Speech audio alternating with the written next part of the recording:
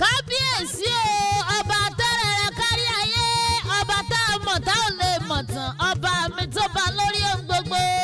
ó tún dìlú Ìjẹ̀bú-Igbó lọ́dún Hasan Táíwò Èjìrẹ́ Òyìnlá wíníwíní lójú orogún èjìwọ̀rọ̀ lójú ìyá ẹ̀. ẹ̀dúnjọ bí ọba ọmọ agbórí igi rétérété ọmọ méjì ọ̀kan bàbí méjì lówó lẹ́tọ̀ mi bẹ́yìn lọ bẹ́kìsì bẹ́kẹ́sẹ́ tẹ́ ẹ bẹ́ sílé alákìsà sanwó tó nígbà aṣọ ìlẹ́jàre ọmọ agbórí igi rétérété. Hasan ìpínlẹ̀ tẹ́ ẹ bá wọ̀ ó di ilé owó ọ̀dẹ̀dẹ̀ tẹ́ ẹ bá yà sí ó di ilé ọlà. bùnmi kí n bọ́ rẹlẹ́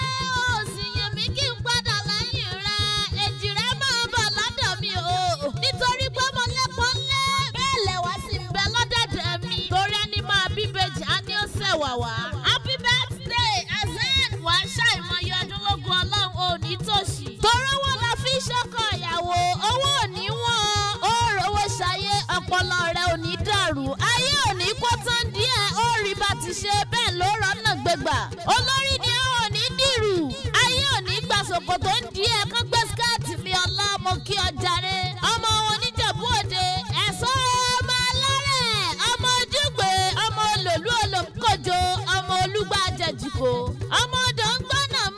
nàmúrí aráàdá ṣẹ́bẹ́yìn lọ́mọ rò ń dókó